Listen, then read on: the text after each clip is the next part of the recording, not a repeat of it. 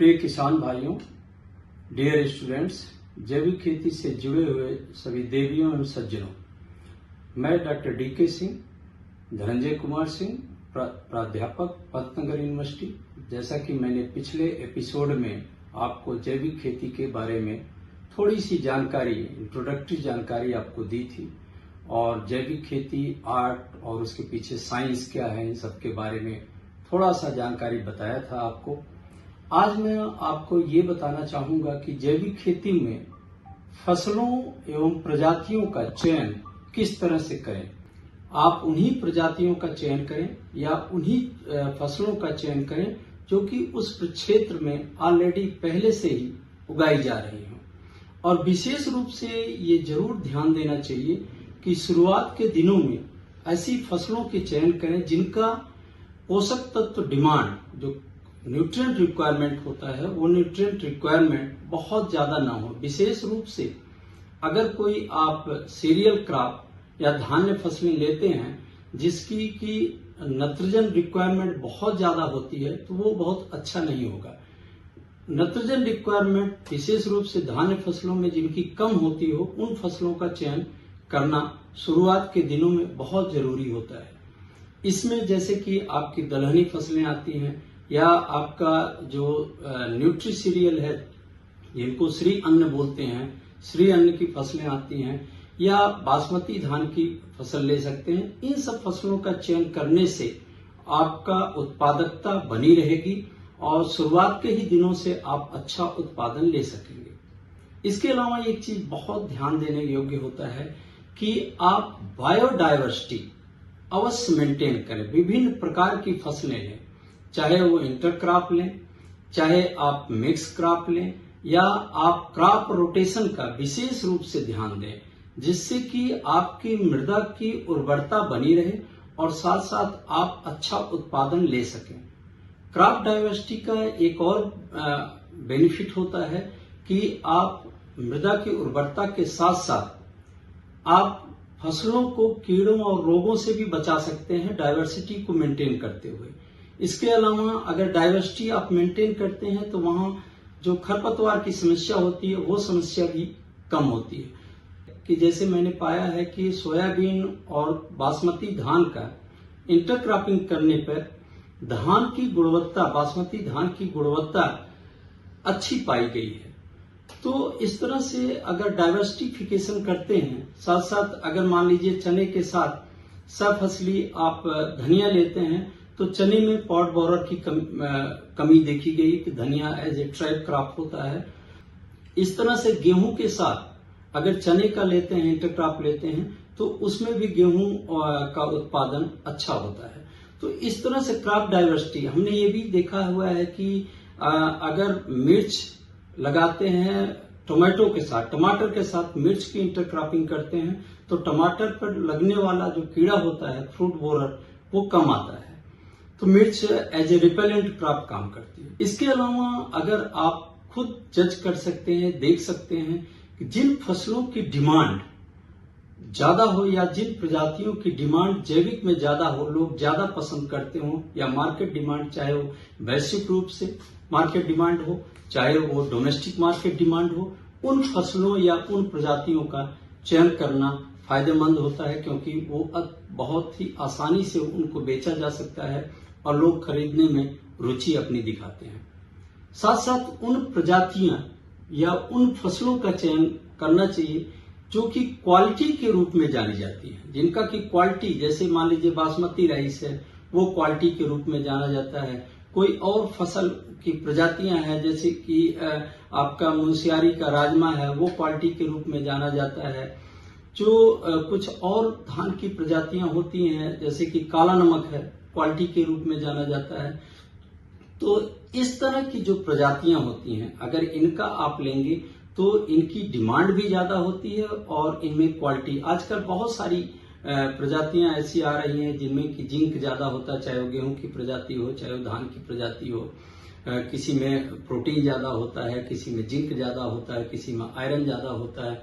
तो इस तरह की प्रजातियों का अगर चयन करेंगे तो आपको वो प्रजातियां बेचने में भी बहुत सहायक होंगी, प्रजातियां जल्दी से बिक जाएंगी और साथ साथ उनकी डिमांड ज्यादा होगी। जो फसलें हैं उनका चयन करते समय एक चीज और ध्यान दें कि बहुत सारी ऐसी इंडिजिनस प्रजातियां हैं जो जैसे हमारे पहाड़ों पे है, उत्तराखंड के पहाड़ों पे मुंशियारी का राजमा है, कहीं का श्री अन्न है और बहुत सारी धान की प्रजातियां हैं जो इंडिजिनस प्रजातियां हैं।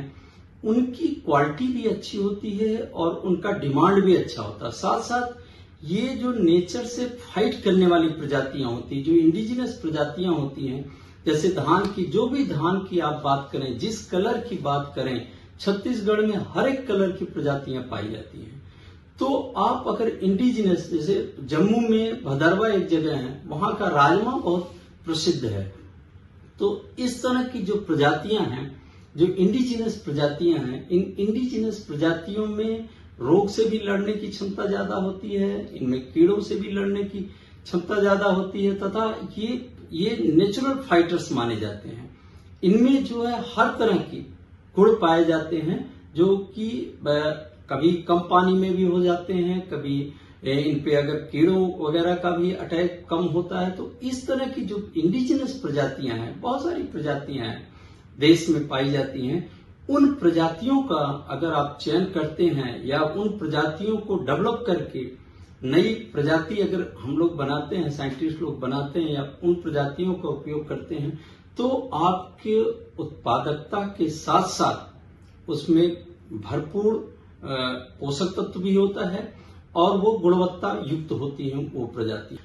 पढ़े लिखे लोग इसमें जैविक खेती में इन्वॉल्व हैं, वो लोग अगर इस तरह के सोचेंगे कि राइजोस्फीयर कॉम्पिटेंस, जो कि ज्यादा से ज्यादा उनकी जो जड़ों का विकास होता है, जड़ों में जो सूक्ष्म जीवाणु होते हैं उनकी संख्या ज्यादा होती है, वो सारे पोषक तत्वों का अवशेष बहुत फास्ट करते हैं, बहुत जल्दी करते हैं। इस तरह की जो प्रजातियां होती हैं वो प्रजातियां जैविक खेती में ज्यादा लाभप्रद होती है।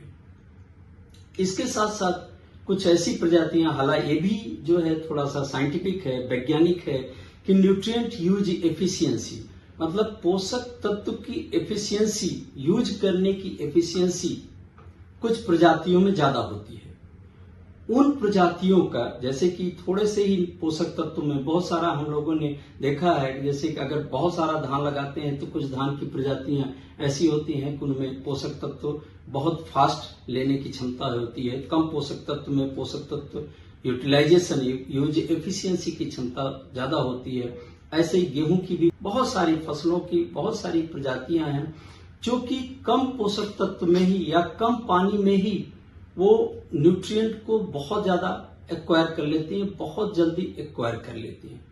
अगर इन प्रजातियों का आप चयन करेंगे तो वो प्रजातियां जैविक खेती में विशेष रूप से शुरुआत के दिनों में वो प्रजातियां बहुत अच्छी होती हैं, बहुत अच्छी पाई गई।